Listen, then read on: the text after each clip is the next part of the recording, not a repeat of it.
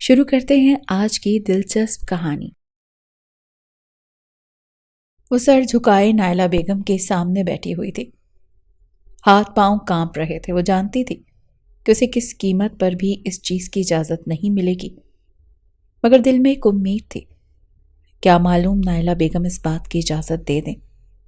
انہوں نے اینک کے پیچھے سے اس کے سہما ہوا چہرہ دیکھا تھا اور سوالیہ بولی تھی کہ کیا ہوا، کوئی مسئلہ ہے یا پھر ایک بار دوبارہ کوئی فریاد لے کر آئی ہو۔ ان کا کڑک لہجہ سن کر اس کا دل بری طرح دھڑکا تھا۔ ایسا محسوس ہوتا تھا جیسے ابھی حلق سے باہر آ جائے گا۔ اس نے گہری سانس ہوا کے سپرد کی تھی اور نائلہ بیگم کی جانب دیکھتے ہوئے دھیمی آواز میں بولی تھی، امی جان، ایک چھوٹی سی فریاد ہی ہے، بلکہ ایک اجازت چاہیے۔ وہ فوراً ہی اپنا کہا تبدیل کرتے ہوئے بولی۔ گلابی لباس پہنے، سر پر دوپٹہ ٹکائے وہ 17 سالہ عائشہ احد خانزادہ تھی، نائلہ بیگم کی بھانجی، ان کی بہن کی اکلوتی آخری نشانی۔ انہوں نے سر کو ہلکی سی جنبش دی تھی اور اس کی جانب دیکھتے ہوئے بولی تھی، ہاں مجھے علم ہے جب یہ چہرہ چھوٹا سا کر کے آنکھوں میں آنسو لیے تم سر جھکا کر میرے سامنے بیٹھتی ہو تو تمہارے پاس یہی الٹی سیدھی فرمائشیں ہوتی ہیں۔ کہو کیا بات ہے؟ وہ اپنی اینک اتار کر ایک طرف رکھتے ہوئے بولی۔ وہ آفس جانے کے لیے مکمل تیار تھی، محض اپنے بیٹے کا انتظار کر رہی تھی جو انہیں لینے آنے والا تھا۔ آج ان کا ارادہ آفس جانے کا نہیں تھا، مگر اچانک احاد کی کال آئی تھی کہ آفس میں ارجنٹ ایک ڈیل فائنل ہوئی ہے جس میں آپ کے سائن کی اشد ضرورت ہے، اسی لیے وہ اس پہر جانے کے لیے ریڈی ہو کر بیٹھی تھی۔ چند لمحے وہ خاموش رہیں اور پھر سر جھکا کر بولی تھی، می جانی، ہمارا کالج ٹرپ بڑی یونیورسٹی گھومنے کے لیے جا رہا ہے، مجھے بھی جانا ہے، میری ساری دوستیں جا رہی ہیں، میں وعدہ کرتی ہوں میں کوئی غلطی نہیں کروں گی، سارا کے ساتھ رہوں گی، بس پلیز مجھے جانے دیں۔ وہ بہت ہی معصوم سا منہ بنا کر بولی تھی، جبکہ نائلہ بیگم نے بھویں چڑھائی تھی اور اس کی جانب دیکھتے ہوئے بولی تھی، دماغ درست ہے تمہارا؟ معلوم ہے اگر احد کو تمہاری اس بات کا علم بھی ہو گیا کہ تم نے ایسا سوچا بھی ہے تو وہ تمہاری ٹانگیں توڑ دے گا۔ کیا چاہتی ہو گھر میں ایک نیا تماشا لگے؟ جبکہ وہ سہم کر اپنی جگہ سے کھڑی ہو گئی تھی۔ ان کی غراہٹ ہی اس کا پورا وجود کانپنے پر مجبور کر چکی تھی۔ وہ بھی مزید کچھ کہتی اس سے پہلے ہی ان کے کمرے کا دروازہ نوک کر کے ایک ملازمہ آئی تھی اور نظریں جھکا کر بولی تھی، بیگم صاحبہ گاڑی تیار ہو چکی ہے، آپ آ جائیں، احد صاحب بھی گاڑی میں ہی آپ کا انتظار کر رہے ہیں۔ انہوں نے سر کو ہلکی سی جنبش دی تھی، اپنی چادر کو درست کیا اور اس کی جانب دیکھتے ہوئے مزید بولی تھی، اپنے دل و دماغ سے یہ بات نکال دو کہ تم کسی بھی ٹرپ پر جا رہی ہو، سیدھی شرافت سے جا کر رات کے لیے احد کی روٹیاں بناؤ۔ خبردار جو تم نے اب دوبارہ اس بارے میں کوئی سوال بھی کیا، ورنہ مجھ سے برا کوئی نہیں ہوگا۔ یہ بول کر وہ ٹھہری نہیں تھی بلکہ نکلتی چلی گئی تھی۔ عائشہ نے نم آنکھوں سے ان کی پشت کو دیکھا تھا اور خود کے دل کو سمجھا کر اپنے کمرے کی طرف بڑھ گئی تھی۔ کمرے میں داخل ہوتے ہی وہ کمرہ بند کر چکی تھی اور اس کے ساتھ ہی لگتی چلی گئی تھی۔ دل تھا کہ ابھی باہر آنے کو بے تاب ہو رہا تھا۔ آنکھیں مسلسل برس رہی تھی، چہرہ ضبط کے باعث لال سرخ ہو گیا تھا۔ نائلہ بیگم اس کی سگی ماں نہیں تھی، وہ رشتے میں اس کی ساس لگتی تھی۔ نائلہ بیگم کی چھوٹی بہن ریشم ان کی دیورانی بنی تھی، لیکن شاید خدا کو کچھ اور ہی منظور تھا۔ عائشہ جب محض 10 سال کی تھی، ان دونوں بہنوں کی اپنی فیملی کو ایک ساتھ چھوڑ دیا تھا۔ عائشہ 10 اور احد کا نکاح کروایا تھا۔ احد اس رشتے کے لیے بالکل راضی نہیں تھا۔ اس کی عمر اس وقت 20 سال تھی اور اس کی دلہن محض 10 سال کی ایک معصوم بچی تھی جسے ہمیشہ اس نے ایک گڑیا کی طرح ٹریٹ کیا تھا، مگر اپنی ماں کے آگے بے بس ہو چکا تھا۔ وہ جانتا تھا کہ اسے اس کو قبول کرنے کے لیے بہت انتظار کرنا ہوگا۔ یہی وجہ تھی کہ وہ عائشہ کو اپنی بیوی کے طور پر قبول نہیں کر پا رہا تھا۔ عائشہ کو یہ سب ایک کھیل کی مانند لگ رہا تھا۔ اس نے اس بات کو بالکل سوار نہیں کیا تھا کہ وہ ایک معصوم لاؤبالی بچی تھی جس کے نزدیک یہ سب ایک کھیل ہی تو تھا۔ نکاح کی رات جب سب ہال سے واپس آ رہے تھے، ریشم بیگم کا کار کا ایکسیڈنٹ ہو گیا تھا۔ ان کی موت چاہے واردات پر ہو گئی تھی، لیکن عائشہ کے بابا کوما میں چلے گئے تھے۔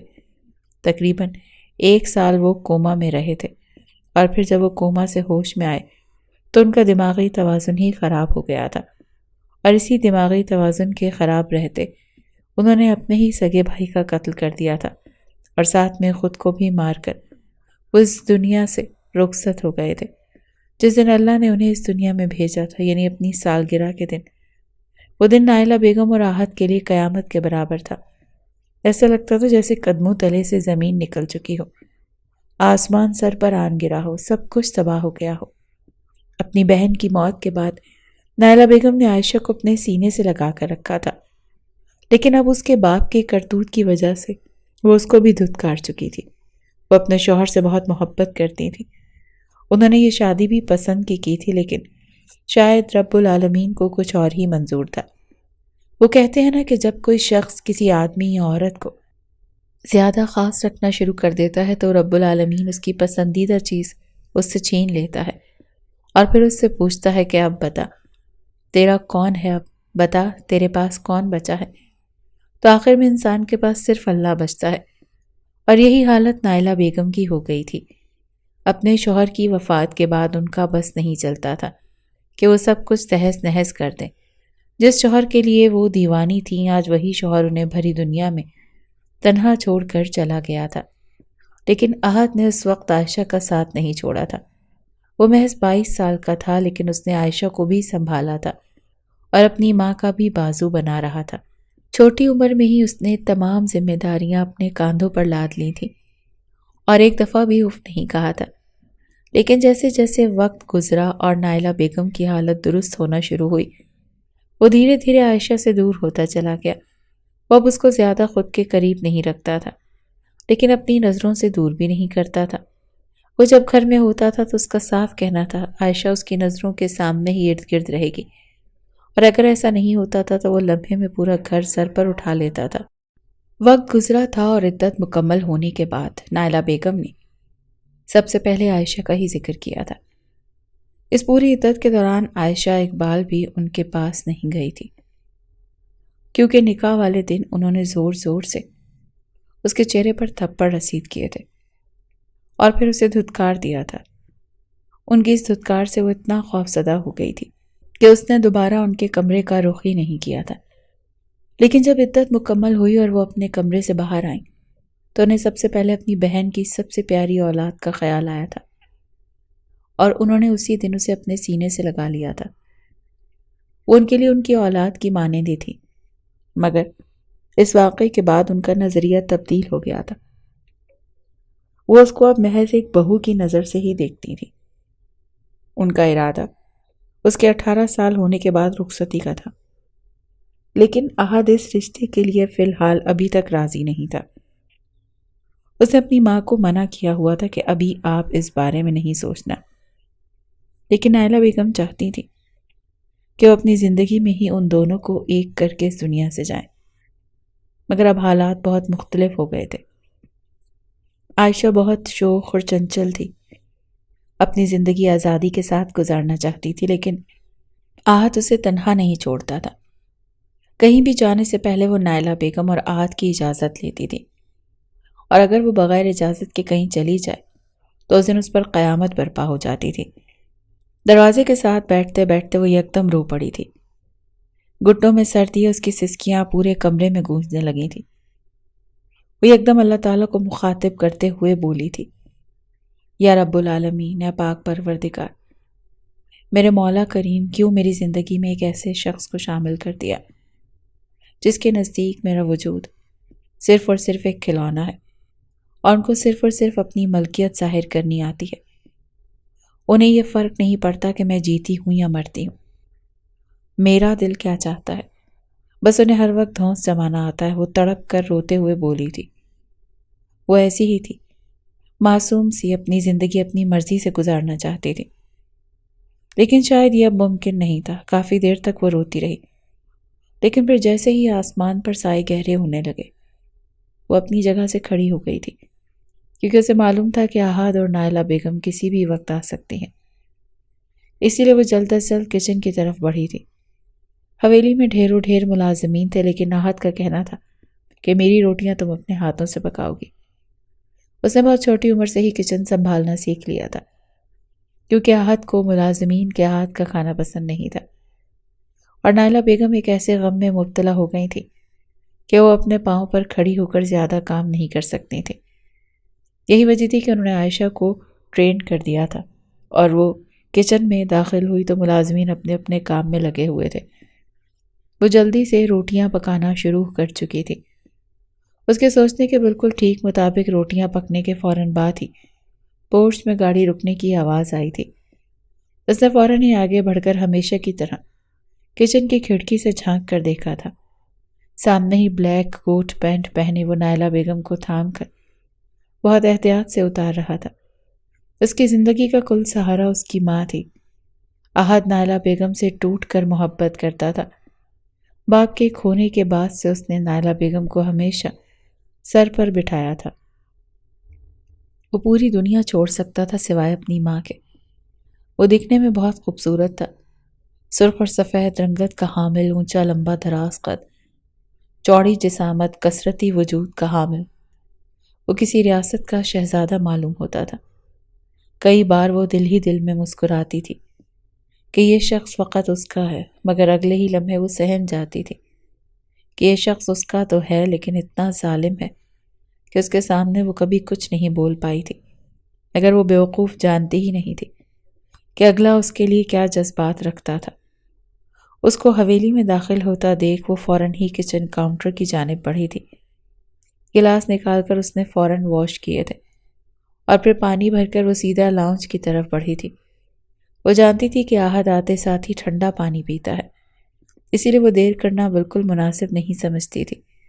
کہنے کہ وہ محض 17 سال کی تھی، لیکن بہت چھوٹی سی عمر میں ہی اس نے احد کی تمام ذمہ داریاں اپنے کاندھوں پر اٹھا لی تھی۔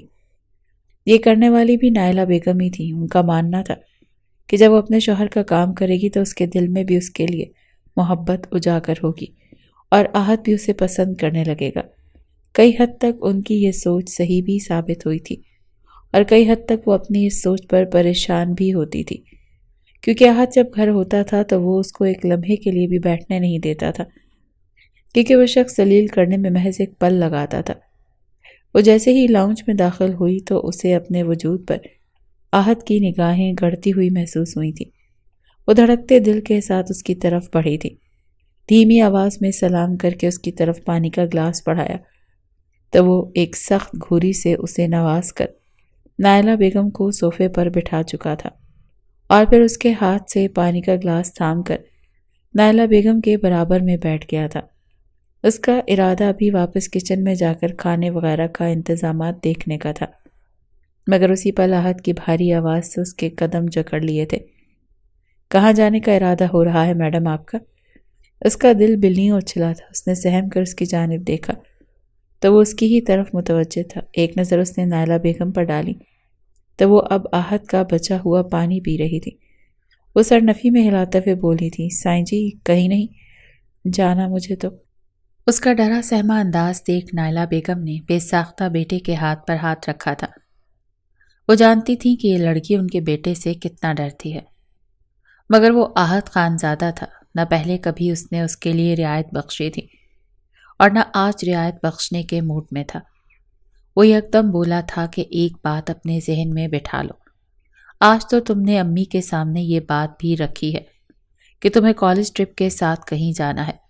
آئندہ کے بعد اگر تمہارے ذہن میں بھی یہ خیال آیا کہ تم کالج ٹرپ پر جاؤ گی تو یاد رکھنا، عائشہ احد خانزادہ، میں تمہارا کالج جانا بھی بند کروا دوں گا۔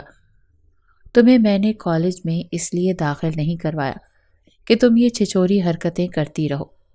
اور رہی اس سائرہ کی بات، میں اس کے فادر سے بات کرتا ہوں، بہت زیادہ تمہارے دماغ میں وہ الٹی سیدھی باتیں ڈال رہی ہے۔ جبکہ احد کی یہ بات سن کر اس نے تڑپ کر اس کی جانب دیکھا تھا اور فوراً ہی سر نفی میں ہلاتے ہوئے بولی تھی، نہیں سائیں جی، ایسی کوئی بات نہیں ہے، سائرہ نے مجھے کچھ نہیں کہا، یہ تو میرا اپنا دل۔ ابھی وہ بات بھی مکمل نہیں کر پائی تھی جب وہ غصے سے دھاڑا تھا، خاموش ہو جاؤ، بکواس کرنے کی میرے سامنے ہمت بھی نہیں کرنا، ورنہ مجھ سے برا کوئی نہیں ہوگا، جانتی ہو نا مجھے، جھوٹ بولنے والے لوگ مجھے سخت زہر لگتے ہیں۔ پھر یہ کر کے کیوں خود کو مشکل میں ڈالنا چاہتی ہو؟ کیا جانتی نہیں ہو تم کیا کیا کر سکتا ہوں میں؟ اس کا دماغ ایک دم گھوم گیا تھا۔ اس کا ارادہ اس کو ڈانٹ کر سمجھانے کا تھا، لیکن اب اس کی بات اس کا میٹر شارٹ کر چکی تھی۔ تمہارے ساتھ ساتھ اس لڑکی کا بھی دماغ درست کرواؤں گا جو تمہیں الٹی سیدھی پٹیاں پڑھا رہی ہے۔ جبکہ وہ ڈر کر 2 قدم پیچھے ہوئی تھی۔ آنکھوں میں آنسو یکدم آئے تھے۔ نائلہ بیگم نے ایک نگاہ اپنے بیٹے کے سرخ چہرے پر ڈالی تھی اور پھر سامنے کھڑی کانپتی ہوئی لڑکی پر ڈالی تھی۔ وہ آہت کے کاندھے پر ہاتھ رکھتے ہوئے بولی تھی، بس کرو، آئندہ آہت بھی آئے ہیں، ابھی ہی غصہ کرنا شروع کر دیا۔ یہ خیال رکھے گی تم اتنا غصہ مت کرو اور تم جا کر کھانے کی میز سجاؤ۔ جبکہ وہ فوراً ہی کچن کی طرف بھاگ گئی تھی۔ آہت نے ایک نگاہ اپنی ماں کے وجود پر ڈالی تھی اور سخت لہجے میں بولا تھا، خبردار امی، جو آپ نے اس کے معاملے میں ذرا بھی رعایت کی۔ غضب خدا کا کہ اب نوبت یہاں تک آ گئی ہے کہ اب یہ کالج ٹرپ پر جائے گی۔ اتنی بڑی ہو گئی ہے یہ۔ میں اس کی یہ حرکتیں بالکل بھی برداشت نہیں کروں گا۔ اس کا دماغ کس طرح درست کرنا ہے مجھے بہت اچھے طریقے سے آتا ہے۔ وہ یکدم ہی روڈ ہو گیا تھا، جبکہ نائلہ بیگم اس کو دیکھتے ہوئے سر نفی میں ہلا کر بولی تھی، میرا ارادہ تمہیں اس لیے بتانے کا نہیں تھا کہ تم گھر آ کر اسے اتنی بری طرح سے ڈانٹو۔ آخر تم کیوں اس سے خود سے بدزن کرنا چاہتے ہو؟ وہ تمہاری بیوی ہے، کم عمر ہے، چھوٹی ہے، ایسی باتیں اس کے دماغ میں آ سکتی ہیں۔ تم اسے پیار سے بھی تو سمجھا سکتے ہو کہ جو تم سوچ رہی ہو وہ غلط ہے۔ اس طرح لڑکیاں بگڑ جاتی ہیں، لیکن تم الٹا اس کو ہی ڈانٹ رہے ہو۔ ایسے تو تم اسے باغی کر رہے ہو خود سے۔ خدا کے لیے عقل سے کام لو۔ اتنے بڑے بزنس ٹائکون ہو کر تم بالکل بچوں کی طرح ری ایکٹ کرتے ہو اس کے معاملے میں۔ جبکہ وہ ایک نگاہ ماں کے وجود پر ڈال کر اپنی جگہ سے کھڑا ہو گیا تھا اور سرد لہجے میں بولا تھا، اس کے معاملے میں میں بچوں کی طرح ہی ری ایکٹ کروں گا، کیونکہ آپ نے میرا نکاح بھی تو بچی سے ہی کروایا ہے۔ اور خدا کے لیے جب میں اس کو ڈانٹ رہا ہوں تو بیچ میں مت بولا کریں۔ آپ کی شے نے ہی اس کو اتنی ہمت دی ہے کہ وہ آپ سے اب ایسی باتوں کی اجازت مانگنا شروع کر چکی ہے۔ میرا تو بس نہیں چل رہا کہ اس کے کان کے نیچے 2 لگاؤں۔ اور بات کرتا ہوں میں سائرہ کے فادر سے بھی، ان کی بیٹی بے وجہ ہمارے گھر کی لڑکی کو بگاڑ رہی ہے۔ یہ کہتے ہی وہ لمبے لمبے ڈگ بھرتا ہوا اپنے کمرے کی طرف چلا گیا تھا، جبکہ وہ کچن میں کھڑی سہم چکی تھی۔ ایک واحد دوست اس کی سائرہ ہی تو تھی۔ اس کے علاوہ تو اس نے آج تک کبھی کسی کو دوست نہیں بنایا تھا، کیونکہ کبھی آہت نے اسے اجازت ہی نہیں دی تھی۔ اس نے فی الحال اپنے آنسوؤں کو ضبط کیا تھا۔ اس نے سوچ لیا تھا کہ وہ می جان سے درخواست کرے گی کہ وہ اب دوبارہ ایسی غلطی نہیں کرے گی۔ آپ کسی بھی طرح سائی جی کو روک لیں۔ کافی دیر تک وہ کچن میں ہی کھڑی رہی تھی، اور پھر جب وقت گزرنے لگا تو اس نے چپ چاپ ملازمین کے ساتھ لگ کر میز سجا دی تھی۔ نائلہ بیگم کی سربراہی کرسی پر آ کر بیٹھ چکی تھی۔ تقریباً 10 منٹ کے بعد وہ کپڑے تبدیل کر کے نیچے کی طرف آ رہا تھا۔ سفید شلوار قمیض پہنے، گلے میں مردانہ سیاہ چادر ڈالے، وہ ایک ظالم وڈیرا ہی لگ رہا تھا جو لمحے میں اس کا دل دبوچ لیتا تھا۔ وہ سہم کر فوراً ہی اپنی کرسی کے قریب آ کر کھڑی ہو گئی تھی۔ آہت نے ایک سخت نگاہ اس کے وجود پر ڈالی تھی۔ گلابی لباس میں وہ گلاب کا پھول لگ رہی تھی۔ وہ چپ چاپ اپنی جگہ پر بیٹھ چکا تھا، جبکہ وہ فوراً ہی اس کی طرف آئی تھی اور جلدی جلدی اس کے لیے کھانا پلیٹ میں نکالنے لگی تھی، جب اچانک وہ اس کی کلائی تھام کر بولا تھا، یہ بات ذہن سے نہیں نکلنی چاہیے عائشہ، ورنہ مجھ سے برا کوئی نہیں ہوگا۔ وہ پوری جان سے کانپ گئی تھی۔ آنکھوں میں ڈھیروں ڈھیر پانی جمع ہو چکا تھا۔ وہ بہت مشکل سے سر اس بات میں ہلا کر اپنی جگہ پر آ کر بیٹھی تھی۔ نائلہ بیگم نے اب اسے اشارے سے منع کر دیا تھا کہ اب مزید کچھ نہ بولے۔ کھانا خاموش ماحول میں تناول کیا گیا تھا اور وہ اپنے کمرے کی طرف چلا گیا تھا۔ اس کے جاتے ہی نائلہ بیگم بھی اپنی جگہ سے کھڑی ہو گئی تھیں۔ ان کا ارادہ بھی اب اپنے کمرے میں جا کر آرام کرنے کا تھا۔ آج آفس میں وہ کافی زیادہ تھک چکی تھی۔ اکثر اوقات وہ مہینے میں ایک بار آفس کا چکر ضرور لگاتی تھیں، کیونکہ ساری پراپرٹی احد نے ان کے ہی نام کر رکھی تھی، اسی لیے انہیں آفس جانا ہی پڑتا تھا تاکہ سائن وغیرہ کر سکے۔ ویسے تو عموماً ہی احد کے سائن کر کے آگے کے معاملات طے کر لیتا تھا، لیکن جب بڑی ڈیلز ہوتی تھیں تو وہ اپنی ماں کو سب سے زیادہ اہمیت دینا پسند کرتا تھا۔ ابھی نائلہ بیگم اٹھتی اس سے پہلے ہی عائشہ گلگیر لہجے میں بولی تھی، می جانی، آپ سائیں جی کو سمجھائیں، وہ سائرہ کے فادر سے کوئی بات نہیں کرے۔ میں وعدہ کرتی ہوں کہ میں اب دوبارہ ایسی بات بھی اپنی زبان پر نہیں لاؤں گی۔ خدا کی قسم میرا ارادہ آپ کو غصہ دلانے کا نہیں تھا، بس سب دوستیں مجھے فورس کر رہی تھی، اسی لیے میں نے آپ سے ذکر کر لیا تھا۔ میں وعدہ کرتی ہوں کہ میں دوبارہ کبھی ایسی بات اپنی زبان پر نہیں لاؤں گی۔ وہ منمنا کر بولی تھی، اس کے جسم کا روم روم کانپ رہا تھا۔ پلیز آپ کسی بھی طرح سے سائی جی کو سمجھا لیں۔ اس کی بات سن کر انہوں نے سر کو ہلکی سی جنبش دی تھی اور خاموشی سے اپنے کمرے کی طرف چلی گئی تھی۔ اس کو سمجھ نہیں آتا تھا کہ احد اس کے ساتھ ایسا رویہ کیوں رکھتا ہے، حالانکہ کبھی اس نے احد کے سامنے بد زبانی نہیں کی تھی، اس کے سامنے آنکھ اٹھا کر بات نہیں کی تھی، جیسا وہ کہتا تھا اس کی ہر بات پر لبیک کہتی تھی۔ مگر پھر وہ ایسا کیوں کرتا تھا؟ ہاں، اس کو معلوم تھا کہ اس کے باپ نے پاگل پن میں اس کے باپ کا قتل کیا تھا، لیکن ان سب چیزوں میں عائشہ کا کیا قصور تھا؟ اس کے پاس نہ تو باپ تھا نہ ماں، اس کی زندگی کے واحد دو سہارے تھے، ایک نائلہ بیگم اور دوسرا احد بذات خود۔ تو پھر وہ ایسا کیوں کرتا تھا؟ اس کو بالکل اس بات کا علم نہیں تھا۔ چند لمحے وہ ڈائننگ ٹیبل پر ہی خاموشی سے بیٹھی رہی تھی۔ اس کو ایک چھوٹی سی امید نائلہ بیگم سے ہی تھی، کیا پتہ وہ اس کی سفارش کر دے، لیکن وہ جانتی تھی کہ احد جو بات سوچ لی ہے اس کو پورا کر کے ہی دم لیتا ہے۔ کچھ دیر وہ وہیں بیٹھی اس بارے میں سوچتی رہی اور پھر چپ چاپ ڈائننگ ٹیبل سے اٹھ کر اپنے روم کی طرف بڑھ گئی۔ وہ کمرے میں داخل ہوئی تو اسے گھٹن محسوس ہوئی تھی، آنکھوں میں یکدم ہی نمی چمکنے لگی تھی۔ محض ایک اجازت مانگ لینا اس کی زندگی کی سب سے بڑی غلطی ثابت کر دی گئی تھی۔ وہ روتے ہوئے واش روم چلی گئی تھی، وضو بنا کر باہر آئی۔ وضو کا پانی اس کے چہرے سے ٹپک رہا تھا، آنکھوں سے آنسو بھی روا تھے۔ اس کے چپ چاپ اپنا چہرہ صاف کیا تھا اور جائے نماز بچھا کر اللہ تعالیٰ کے حضور سجدہ ریز ہو گئی تھی۔ عشاء کی نماز ادا کر کے وہ بارگاہ الہی میں ہاتھ بلند کر چکی تھی۔ جب بھی وہ کسی مشکل میں ہوتی تھی تو ایسے ہی اپنے رب کو پکارتی تھی۔ آنکھیں بند کیے وہ مسلسل سسک رہی تھی۔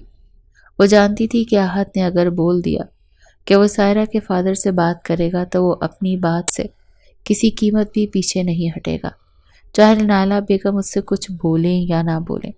چند لمحے وہ ایسے ہی آنکھیں بند کیے سسکتی رہی تھی اور پھر اللہ تعالیٰ کو مخاطب کرتے ہوئے بولی تھی، اے رب کعبہ، اے میرے پاک پروردگار، اے میرے مولا کریم، اے رب مصطفیٰ، میں اب تھک چکی ہوں، کیونکہ میرے ساتھ ایسا رویہ کیوں رکھا جاتا ہے؟ میں کوئی 10 سال کی عائشہ نہیں، میں اب 17 سال کی ہو چکی ہوں، ایک لڑکی بن چکی ہوں۔ اس کے باوجود یہ لوگ مجھے انسان کیوں نہیں سمجھتے؟ میں مانتی ہوں کہ میرے بابا نے غلط کیا، انہوں نے قتل کر کے ایک بہت بڑا گناہ کیا، لیکن رب العالمین وہ تو اپنے حواس میں ہی نہیں تھے، انہیں تو معلوم ہی نہیں تھا کہ وہ کیا کر رہے ہیں۔ اگر وہ اپنے ہوش میں ہوتے تو کیا وہ اپنے ہی سگے بھائی کا قتل کرتے؟ لیکن اللہ میاں کوئی میری بات نہیں سمجھ پا رہا، سب صرف اور صرف مجھے قصوروار ٹھہرا رہے ہیں۔ لیکن کیوں؟ میرا تو ان سب چیزوں میں کوئی عمل دخل بھی نہیں ہے۔ جب بابا نے تاؤ کا قتل کیا تھا اس وقت میں محض 12 سال کی تھی، مجھے تو کچھ پتہ ہی نہیں تھا کہ میری زندگی میں کون سا پہاڑ ٹوٹ چکا ہے، میری زندگی میں کون سا عذاب کھڑا ہو چکا ہے۔ چند لمحے وہ یہ دعا مانگ کر خاموشی سے روتی رہی، پھر اچانک دھیمی آواز میں وہ یکدم بولی تھی، لیکن اللہ میاں، میں ساری باتوں کے بعد بھی آپ سے محض ایک دعا مانگتی ہوں، یا اللہ میرے شوہر کے دل میں میرے لیے محبت ڈال دے۔ یہ الفاظ اس سے بے اختیار ہی ادا ہوئے تھے۔ یا اللہ، میں ان کی یہ نفرت نہیں جھیل پا رہی، انہیں کسی بھی طرح میرے لیے راغب کر دے۔ میں نہیں چاہتی کہ میں اب مزید ان اذیتوں کو جھیلوں، کیونکہ میری اب بس ہو چکی ہے، اب میں بہت تھک چکی ہوں۔ ہاں میں 17 سال میں ہی تھک گئی ہوں، یا اللہ اگر مجھے اب سکون نہیں ملا تو میں مر جاؤں گی، مجھ سے نہیں جی جا رہی ایسی زندگی۔ کافی دیر تک وہ ہاتھ اٹھائے اپنے رب سے دعائیں مانگتی رہی، پھر اچانک سجدے میں گر کر کافی دیر تک آنسو بہاتی رہی۔ اس کا دل جب ہلکا ہو گیا تو وہ اپنی جگہ سے اٹھی تھی، چہرہ صاف کیا تھا اور جائے نماز لپیٹ کر ایک طرف رکھ دیا تھا۔ رات کے 10 بج چکے تھے، اب اس کی آنکھیں بند ہونے لگی تھی۔ وہ جلدی سونے کی عادی تھی کیونکہ صبح جلدی جاگ کر اسے احد اور نائلہ بیگم کے لیے اپنے ہی ہاتھوں سے ناشتہ تیار کرنا ہوتا تھا۔ اس کے بعد وہ کالج کے لیے روانہ ہو جاتی تھی، جس کی روز کی روٹین تھی، لیکن آج کچھ مختلف تھا۔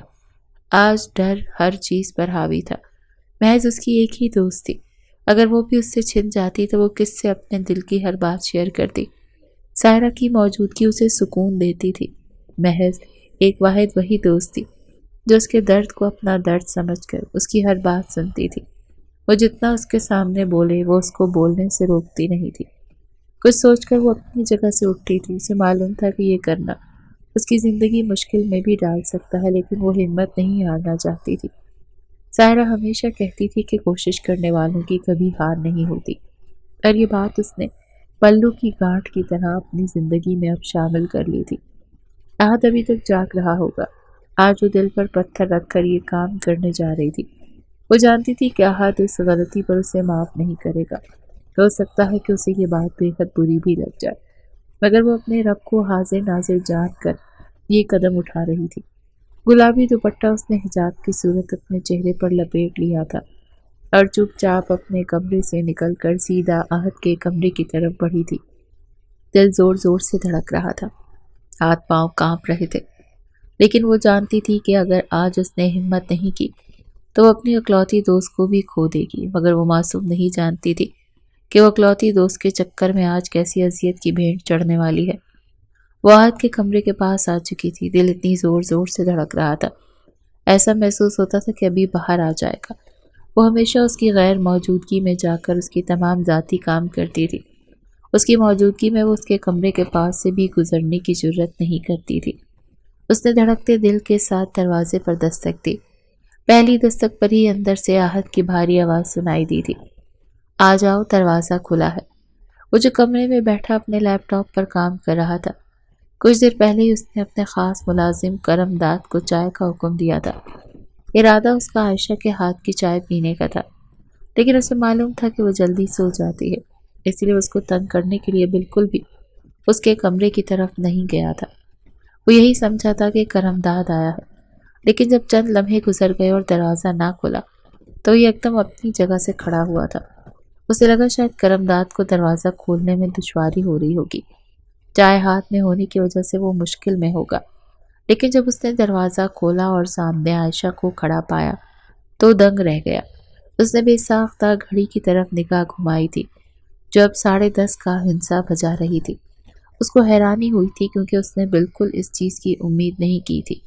ہاں، اس کو یہ ضرور معلوم تھا کہ نائلہ بیگم صبح اس سے اس حوالے سے ضرور بات کریں گی، لیکن اس کو بالکل اس بات کا گمان نہیں تھا کہ یہ لڑکی خود چل کر اس کے پاس آ جائے گی، وہ بھی رات کے 10 بجے۔ وہ اپنے سینے پر ہاتھ باندھ کر اس کو خاموشی سے دیکھنے لگا، جو آنکھیں بند کیے نہ جانے کون سا ورد کر رہی تھی۔ گلابی لباس میں اس کا گلابی چہرہ دمک رہا تھا۔ اس کے چہرے کو دیکھتے ہی جان چکا تھا کہ وہ کمرے میں بیٹھ کر خوب روئی ہے۔ چند لمحے خاموشی کی نظر ہو گئے تھے جب اچانک اس نے آنکھ کھولی تھی، لیکن سامنے احد کو کھڑا دیکھ اس کی سٹی گم ہو گئی تھی۔ اس سے پہلے کہ وہ کچھ کہتی، اس سے پہلے ہی احد بولا تھا، فرماؤ کیا مسئلہ ہے؟ وقت دیکھا ہے تم نے؟ اس وقت تمہیں سو جانا چاہیے تھا۔ جبکہ وہ ڈرے سہمے لہجے میں بولی، سائیں جی مجھے آپ سے بات کرنی تھی۔ اس کا لہجہ کانپ رہا تھا۔ اسے زندگی میں اگر کسی سے ڈر لگتا تھا تو محض اللہ کے بعد احد سے۔ اس کے سامنے اس کی زبان بھی گنگ ہو جاتی تھی۔ وہ چند لمحے خاموشی سے اس کی خوبصورت صورت کو تکتا رہا اور پھر سر جھکا کر اسے اندر آنے کا راستہ دیا تھا۔ وہ تو حیران ہی رہ گئی تھی۔ احد نے اسے 8 بجے کے بعد اپنے کمرے میں آنے سے منع کیا تھا، لیکن آج وہ اس کو اندر آنے کی دعوت دے رہا تھا۔ وہ دنگ رہ گئی تھی، حیرانی بجا تھی۔ دھڑکتے دل کے ساتھ وہ اس کے کمرے میں داخل ہوئی تھی۔ پورا کمرہ بہت ہی خوبصورت طرز پر بنا ہوا تھا۔ आहत صفائی کا بھی خاصا پابند تھا، اس لیے وہ ہر وقت اس کے کمرے کو چمکانے میں لگی رہتی تھی۔ کہیں ہلکی سی گرد اس کو نظر آ گئی تو وہ چند لمحے میں اس کی جان سولی پر اٹکا دے گا۔ وہ کمرے میں داخل ہوئی تو آہت نے دروازہ بند کر دیا تھا، جبکہ وہ دھڑکتے دل کے ساتھ اس کی جانب دیکھنے لگی تھی۔ جب سیدھا جا کر صوفے پر بیٹھ گیا تھا اور لیپ ٹاپ پر اپنا کام مکمل کرنے لگا تھا۔ چند لمحے وہ چپ چاپ اس کی طرف کسی بت کی مانند کھڑی رہی۔ آہت بالکل خاموش تھا اور اس کے بولنے کا انتظار کر رہا تھا، اسی لیے اس نے بالکل بھی اس کو نہیں ٹوکا تھا کہ منہ سے بولو کیا بات ہے وغیرہ وغیرہ۔ چند لمحے بعد اس نے ہمت کی تھی، ایک گہری سانس ہوا کے سپرد کر کے اس کی جانب دیکھتے ہوئے بولی تھی، سائیں جی، میں آئندہ کے بعد آپ کو شکایت کا موقع نہیں دوں گی۔ خدا کے لیے آپ سائرہ کے والد سے کوئی بات نہیں کریں گے۔ آپ سے وعدہ کرتی ہوں کہ آپ کو کوئی شکایت۔ ابھی وہ دوبارہ اس بات کو دہراتی اس سے پہلے ہی آہت اس کی جانب دیکھتے ہوئے بولا تھا، اگر یہی بکواس کرنے کے لیے آئی ہو تو دروازہ کھلا ہے، تم یہاں سے جا سکتی ہو۔ جب اچانک وہ بولی تھی، تو اس وقت میں آپ کے پاس کیا کرنے کے لیے آؤں گی؟ پلیز آپ میری بات سن لیں، اس میں سائرہ کا کوئی قصور نہیں ہے، یہ میری مرضی تھی۔ جب میں نے می جانی سے پوچھا تھا، ابھی وہ مزید کچھ کہتی اس سے پہلے ہی آہت بولا تھا، میں بتاؤں تم کیا کرنے کے لیے آؤ گی؟ وہ یکدم اس کی دھاڑ پر کانپ گئی تھی، لیکن اسے نہ جانے کیوں اب غصہ آنے لگا تھا۔ شاید اللہ کے سامنے رونے کے بعد اس میں ہمت آ گئی تھی۔ اس کو دیکھتے ہوئے بولی تھی، بتائیے کیا کرنا چاہتے ہیں آپ؟ آپ نے مجھے تنگ کر دیا ہے، میں آپ سے وعدہ کرتی ہوں میں اب دوبارہ ایسی غلطی نہیں کروں گی، لیکن آپ…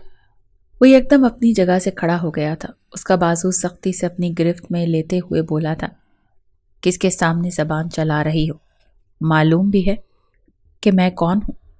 وہ یکدم بولی تھی، شوہر ہیں آپ میرے، لیکن آپ کو اپنی بیوی کا کوئی خیال نہیں ہے۔ اس کی بات سن کر اس نے ایک جھٹکے سے اسے چھوڑا تھا اور اس کی جانب دیکھتے ہوئے بولا تھا، معلوم بھی ہے بیوی ہوتی کیا ہے؟ جب وہ یکدم بولی تھی، سب معلوم ہے، لیکن آپ کبھی دھیان ہی نہیں دیتے۔ وہ حیرت کے سمندر میں غوطہ-زن ہو چکا تھا۔ اس کو تو بالکل بھی اندازہ نہیں تھا کہ اس کی چھوٹی سی بیوی اس کی اس طرح باتیں کرے گی۔ اچانک ہی وہ اس کی طرف بڑھا تھا، اس کا بازو سختی سے اپنے ہاتھ کی گرفت میں لے کر وہ بستر کی طرف جاتے ہوئے بولا تھا، تو ٹھیک ہے، آج کی رات مجھے سکون دے دو جو ایک بیوی اپنے شوہر کو دیتی ہے۔ میں وعدہ کرتا ہوں کہ تمہاری کوئی بات آگے پیچھے نہیں ہوگی۔ سائرہ کے فادر سے بھی میں کوئی بات نہیں کروں گا، بلکہ تمہیں بھی معاف کر دوں گا۔ جبکہ وہ حیران ہو کر اس کو دیکھنے لگی تھی کہ وہ کیا بات کر رہا تھا۔ وہ یکدم بولی تھی، آپ اس بات کے لیے میری عزت کو رون دیں گے؟ وہ جو آگے بڑھا ہی تھا اس نے پلٹ کر عائشہ کو دیکھا تھا۔ ابھی وہ کچھ کہتا اس سے پہلے ہی وہ غصے سے بولی تھی، آپ مجھے سمجھ کیا رہے ہیں آہت خانزادہ؟ میں آپ کی بیوی ضرور ہوں، لیکن ایسا گھٹیا کام میں نہیں کروں گی۔ ہماری رخصتی نہیں ہوئی ہے، آپ کو معلوم ہے آپ میرے ساتھ کرنا کیا چاہتے ہیں؟ جب وہ سینے پر ہاتھ باندھے ہوئے بولا تھا، ایک بیوی رات 10 بجے اپنے شوہر کے کمرے میں آ رہی ہے تو اس سے میں کیا امید کروں؟ تمہیں شرم نہیں آئی اس وقت میرے کمرے میں آتے ہوئے؟ بے شک ہم دونوں کی رخصتی نہیں ہوئی، نکاح ہوا ہے، لیکن ادب و آداب بھی کسی شے کا نام ہے۔ اس طرح کسی پہ کے کمرے میں منہ اٹھا کر اس وقت چلی جاؤ گی؟ وہ اب رونا شروع ہو گئی تھی، وہ باتوں کو اب غلط رنگ دے رہا تھا۔ وہ یکدم بولی تھی، میں آپ سے ایسی امید نہیں کرتی تھی، آپ ایسا سوچتے ہیں میرے بارے میں؟ اس کی باتیں سن کر آہت کا دماغ اب خراب ہونے لگا تھا۔ وہ غصے سے بولا تھا، فی الحال جاؤ یہاں سے، مجھے تم سے کوئی بھی بات نہیں کرنی، تم الٹا دماغ کھانے آ گئی ہو میرا۔ اور رہی سائرہ کے فادر سے بات کرنے کی بات، تو وہ تو میں کروں گا چاہے کچھ بھی ہو جائے۔ وہ لڑکی تمہارا دماغ خراب کر رہی ہے اور میں یہ سب برداشت نہیں کروں گا، اور اگر تم چاہتی ہو کہ میں اس سے بات نہ کروں تو تم آ کر مجھے سکون دے سکتی ہو۔ جب اچانک وہ چیخ پڑی تھی، آپ مجھے سمجھ کیا رہے ہیں؟ میں ایک بار پھر آپ سے یہی سوال کر رہی ہوں، میں کوئی گندی لڑکی نہیں ہوں جس سے آپ اس طرح سے بات کر رہے ہیں۔ میں سب کو بتاؤں گی کہ آپ مجھے بیوی نہیں رکھیل سمجھتے ہیں۔ عائشہ غصے سے پھٹ پڑی، جبکہ 17 سالہ بیوی کے منہ سے اتنا گندا لفظ سن کر اس کا دماغ گھوما تھا۔ اس کا بازو مروڑتے اسے اپنے مقابل کیے وہ غرایا تھا، رکھیل کا مطلب پتا ہے تمہیں؟ میں تو تمہیں بچی سمجھ رہا تھا۔ کیا کہا تم نے کہ میں تمہیں رکھیل سمجھتا ہوں؟ آج میں تمہیں بتاتا ہوں رکھیل کے ساتھ کیا سلوک کیا جاتا ہے۔ آحات کا غصہ دیکھ عائشہ خوفزدہ ہوتی خود کو چھڑانے لگی۔ اس نے اپنی دوست کے منہ سے ایک بار یہ نہیں سنا تھا کہ جو لڑکیاں غلط کام کرتی ہیں، مردوں کے بستر کی زینت بنتی ہیں، انہیں رکھیل کہا جاتا ہے۔ یہی سوچ کر اس نے یہی الفاظ آحت کے سامنے بھی یہی الفاظ استعمال کیے تھے، لیکن اب اسے اتنا غصے میں دیکھ کر اس کے ہاتھ پاؤں ٹھنڈے ہونا شروع ہو گئے تھے، لیکن وہ غصے میں پاگل ہو چکا تھا۔ وہ اب شاید ٹھہرنے والا نہیں تھا۔ وہ اب اپنی ماں کو بھی منع کر رہا تھا کہ وہ ابھی چھوٹی ہے، میں اس کے ساتھ رشتہ قائم نہیں کروں گا۔ جب وہ اپنی صحیح عمر میں آ جائے گی تو میں اسے اپنا لوں گا۔ لیکن نہ آج اس کے منہ سے ایسی بات سن کر اس کا دماغ پھرنا اٹھا تھا۔ اس کی گردن پر جھکا تھا، لیکن جیسے جیسے اس کی گردن پر اس کے بوسوں کی بوچھاڑ بڑھتی جا رہی تھی، اس کی جان حلق میں اٹکنا شروع ہو گئی تھی۔ اب وہ بآواز رو رہی تھی اور معافیاں مانگ رہی تھی کہ سائیں مجھے معاف کر دیں۔ یکدم نہ جانے کیوں اسے غصہ سا آیا تھا اور اس نے زور سے اسے دور جھٹک دیا۔ انگلی اٹھا کر اس کی جانب دیکھتے ہوئے بولا تھا، آئندہ کے بعد اگر تمہیں میں نے اس لڑکی کے آگے پیچھے بھی دیکھا نا، یاد رکھنا عائشہ آحت خانزادہ، میں تمہاری جان لینے میں محض منٹ لگاؤں گا۔ دفع ہو جاؤ اپنے کمرے میں۔ وہ اتنی زور سے دھاڑا تھا کہ اسے اپنے وجود کا پور پور کانپتا ہوا محسوس ہوا تھا۔ وہ فوراً ہی بھاگنے والے انداز میں اس کے کمرے سے نکل گئی تھی، جبکہ پیچھے آحت نے لمحے میں پورے کمرے کا حلیہ ہی بگاڑ دیا تھا۔ کمرے میں آتے ہی وہ گہرے گہرے سانس لینے لگی تھی۔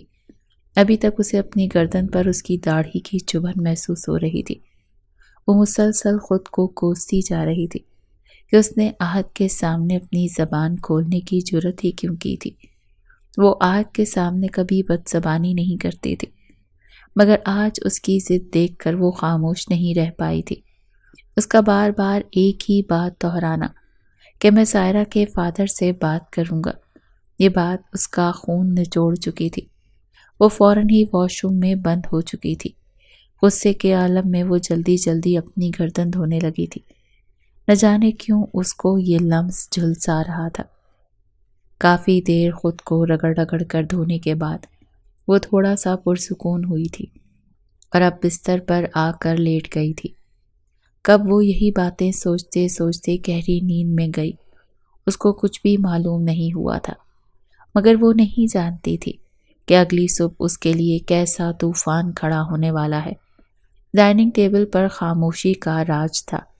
صبح کے وقت عموماً حویلی میں چہل پہل ہوا کرتی تھی، مگر آج کا ماحول ایک غیر معمولی سنجیدگی میں لپٹا ہوا تھا۔ لمبی نفیس لکڑی کی میز کے سرے پر نائلہ بیگم وقار اور تمکنت کے ساتھ بیٹھی تھی۔ ان کے چہرے پر ہمیشہ کی طرح ضبط اور وقار کی آمیزش تھی۔ وہ چمچ سے اپنے چائے کے کپ کو ہلکے ہلکے ہلا رہی تھی، مگر نظریں میز پر مرکوز تھیں، جیسے کسی گہری سوچ میں گم ہو۔ ان کے دائیں طرف آحت خاموش بیٹھا تھا۔ اس نے ناشتہ کرنے کے لیے پلیٹ تو لے لی تھی، مگر چند نوالوں کے بعد ہاتھ روک لیا تھا۔ رات ہوئی عائشہ کے ساتھ اس بات چیت نے اس کا دماغ گھما دیا تھا۔ نظریں نیچی جھکی ہوئی تھیں، جیسے کوئی بھاری فیصلہ اسے گہری سوچوں میں مبتلا کر چکا ہو۔ کمرے میں پنکھے کی ہلکی آواز اور برتنوں کی مدھم کھنک کے سوا کوئی آواز نہیں تھی۔ کچھ لمحے یوں ہی گزرے، پھر آحت نے ہلکی سانس لے کر گردن اٹھائی اور اپنی ماں کو دیکھنے لگا۔ نائلہ بیگم نے ابرو اٹھا کر اس کی طرف دیکھا، جیسے محسوس کر لیا ہو کہ وہ کچھ کہنے والا ہے۔ امی، آحت کی آواز مدھم مگر مضبوط تھی۔ نائلہ بیگم نے چائے کی چسکی لی اور سنجیدگی سے اس کی طرف دیکھا۔ آحت نے پلکیں جھپکائیں، پھر ایک گہری سانس لی، جیسے خود کو تیار کر رہا ہو۔ میں نے فیصلہ کر لیا ہے۔ نائلہ بیگم نے چمچ کپ کے کنارے پر رکھا اور ہاتھ گود میں رکھ لیے۔ ان کے چہرے پر سوالیہ تاثرات ابھرے۔ کون سا فیصلہ؟ آہت نے ایک لمحے کے لیے نظریں جھکائیں، پھر ہلکی مگر مضبوط آواز میں کہا، عائشہ سے شادی کے لیے ہاں کر رہا ہوں۔ کمرے میں جیسے وقت رک گیا تھا۔ نائلہ بیگم کی آنکھیں حیرت سے پھیل گئیں۔ وہ اسے خالی نظروں سے دیکھنے لگی، جیسے ان کے کانوں نے کچھ غلط سن لیا ہو۔ کیا؟ ان کا لہجہ بے یقینی اور حیرانی سے لبریز تھا۔ آہت نے سر اٹھا کر ان کی طرف دیکھا۔ جی، نکاح ہو چکا ہے، اب مزید دیر کرنے کا فائدہ نہیں، رخصتی کر دیں۔ چند لمحے کے لیے نائلہ بیگم بول ہی نہ سکیں۔ ان کے لیے یہ غیر متوقع تھا، کیونکہ آہت نے ہمیشہ اس رشتے کے خلاف مزاحمت کی تھی۔ وہ تو یہ تک کہہ چکا تھا کہ عائشہ بھی بہت چھوٹی ہے، صرف 17 سال کی، اور وہ اس شادی کے لیے تیار نہیں۔ مگر اب اچانک پھر ان کی خاموشی خوشی میں بدل گئی۔ ان کے چہرے پر نرمی ابھری، لبوں پر مسکراہٹ در آئی اور آنکھوں میں ایک چمک پیدا ہوئی۔ وہ شروع دن سے ہی یہ چاہتی تھی کہ جلد سے جلد وہ دونوں کو ایک کر دے اور اپنی آخری آرام گاہ تک پہنچ جائے۔ اب اپنے بیٹے کو راضی ہوتا دیکھ ان کی خوشی سے آنکھیں جھلملا گئی تھیں۔ اللہ تیرا شکر ہے، انہوں نے بے اختیار کہا اور خوشی سے آہت کی طرف دیکھا۔ یہ تو بہت ہی اچھی خبر سنائی ہے تم نے، مبارک ہو میرے بچے۔ آہت نے بس سر جھکا لیا، جیسے ان کے جوش و خروش سے بے نیاز ہو۔ نائلہ بیگم کی خوشی بڑھتی جا رہی تھی۔ وہ فوراً معاملہ طے کرنے کے موڈ میں آ گئی۔ پھر تو اس جمعے کو رخصتی کروا دیتے ہیں، وہ فیصلہ کن لہجے میں بولی، جیسے اب مزید کوئی تاخیر برداشت نہیں کریں گی۔ آہت نے پلکیں جھپکائیں، ایک پل کے لیے ان کے چہرے پر نظر ڈالی، پھر خاموشی سے سر ہلایا، جیسا آپ مناسب سمجھے۔ یہ کہہ کر وہ کرسی پیچھے سرکاتے ہوئے کھڑا ہو گیا۔ نائلہ بیگم نے اسے مسکراتے ہوئے دیکھا تھا، مگر آہت کی آنکھوں میں وہ چمک نہیں تھی جو کسی ہونے والے دولہا کی آنکھوں میں ہوتی ہے۔ وہ بس ایک رسمی سا تاثر لیے خاموشی سے باہر نکل گیا۔ نائلہ بیگم نے اس کی پشت کو دیکھا۔ ان کے لبوں پر ایک مطمئن سی مسکراہٹ تھی۔ انہیں لگا کہ شاید آہت نے آخر کار حالات کو سمجھ کر صحیح فیصلہ کر لیا ہے۔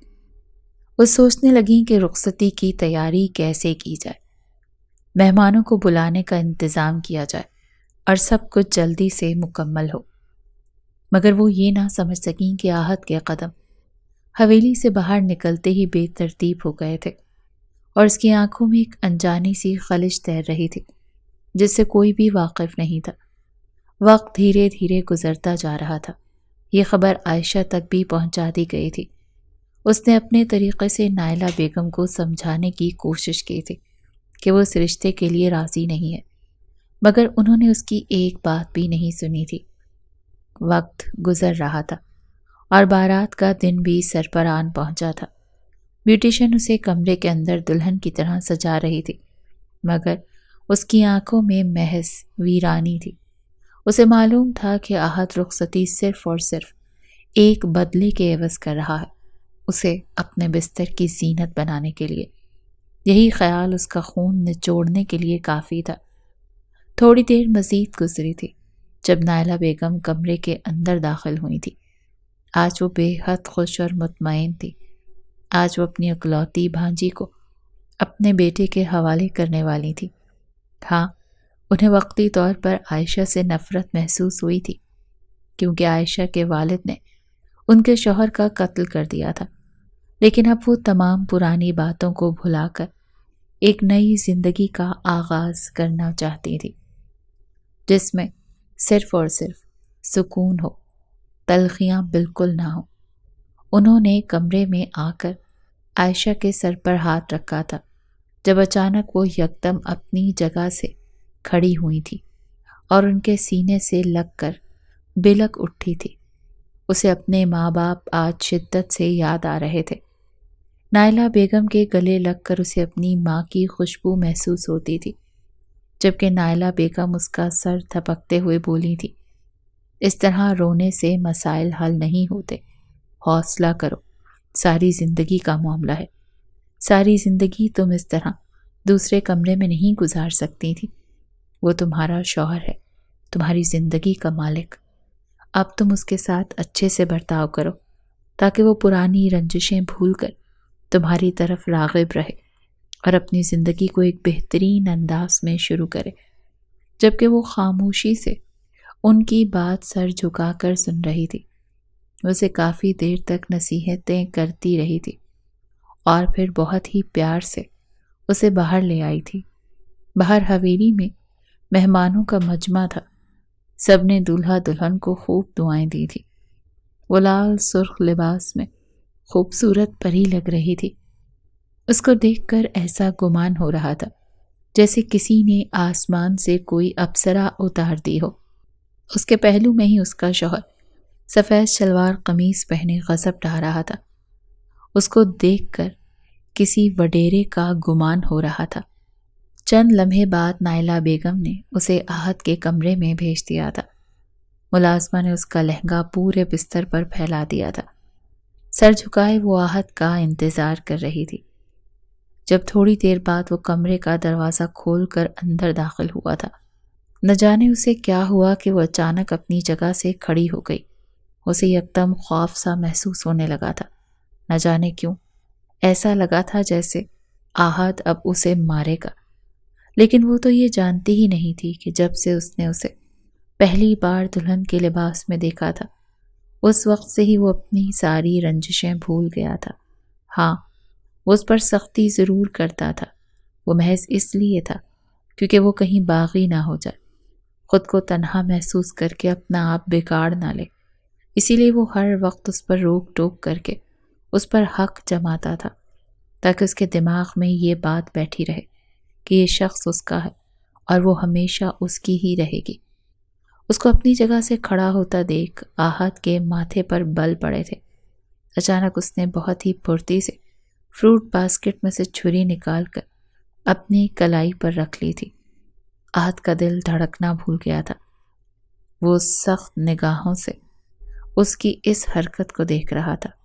وہ اس کی جانب دیکھتے ہوئے بولی تھی، ایک قدم بھی میرے قریب نہیں آنا، میں خود کی جان لے لوں گی سائیں جی. آپ جانتے نہیں ہو. جبکہ وہ اس کی طرف دیکھتے ہوئے بولا تھا، دماغ درست ہے تمہارا لڑکی؟ عقل کو ہاتھ مارو، کیا کر رہی ہو؟ جبکہ وہ بری طرح سے سہمی ہوئی سسکتی جا رہی تھی.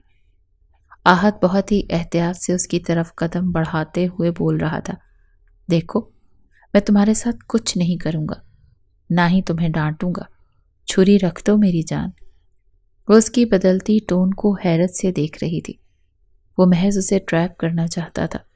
جب وہ بولی تھی، مجھے معلوم ہے آپ مجھے نہیں چھوڑیں گے، وہ اپنے قدم پیچھے لے رہی تھی، مگر آہت نے بہت ہی پھرتی سے آگے بڑھ کر اس کی کلائیوں کو تھام لیا تھا اور پھر اس کے ہاتھ سے چھری لے کر ایک طرف رکھتے ہوئے اس کا رخ اپنی طرف کیا تھا اور اس کو اپنے سینے سے لگاتے ہوئے بولا تھا، دماغ اپنی جگہ پر رکھو لڑکی، کیا کر رہی ہو تم؟ جبکہ وہ بالکل سن ہو کر اس کے سینے سے لگی ہوئی تھی. تب اچانک آہت نے اس کو اپنے آپ سے علیحدہ کیا تھا اور اس کے ماتھے پر ایک محبت بھرا بوسہ دیتے ہوئے بولا تھا، بے وقوف لڑکی، میں نے تمہیں کچھ کہا ہے جو تم اس طرح برتاؤ کر رہی ہو؟ جبکہ وہ بلک بلک کر رونے لگی تھی. اس کو سمجھ نہیں آ رہا تھا کہ وہ اب اس نادان کو کیسے سمجھائے کہ اگر آج اسے کچھ ہو جاتا تو آہت خانزادہ بھی آج ہی مر جاتا. جس دن اس کا نکاح اس کے ساتھ ہوا تھا اس دن ہی وہ اس کو اچھی لگنے لگی تھی. بچپن سے اس کا نام اس کے ساتھ جڑا ہوا تھا. اس کا ہر کام کرنا، اس کے آگے پیچھے گھومنا آہت کو کیوں نہ وہ اچھی لگتی. اس کے آنسو صاف کرتے ہوئے بولا تھا، کچھ نہیں کہوں گا تمہیں، یہ شادی میں نے صرف اس لیے کی ہے کہ تم اب میرے پاس میرے قریب رہو. جبکہ وہ یکدم سر جھکا کر بولی تھی، میں اب دوبارہ کبھی ایسی کوئی غلطی نہیں کروں گی، ایسی کوئی واہیات بات نہیں کروں گی جس سے آپ مایوس ہو. میں آپ سے معافی مانگتی ہوں. نہ جانے اس دن مجھے کیا ہو گیا تھا. وہ ایک ہی بات بار بار کیے جا رہی تھی. وہ اتنی خوفزدہ ہو گئی تھی کہ سر اٹھا کر بھی نہیں دیکھ رہی تھی.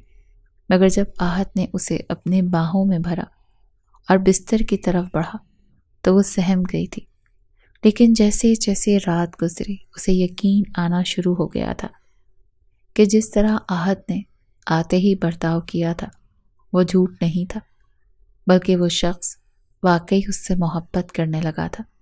اور کیوں نہ کرتا، میرے رب نے میاں بیوی کا رشتہ اتنا حسین اور خوبصورت بنایا ہے کہ وہ رب العالمین ان دونوں کے دلوں میں ایک دوسرے کے لیے محبت ڈال ہی دیتا ہے، اور ایسا ان دونوں کے ساتھ بھی ہوا تھا۔ اگلی صبح اس نے فجر کی نماز پڑھ کر اپنے رب کا شکر ادا کیا تھا کہ اس کی زندگی میں کوئی ظالم مرد نہیں آیا تھا جو اس کو حیوان نہیں بلکہ انسان ہی سمجھ رہا تھا۔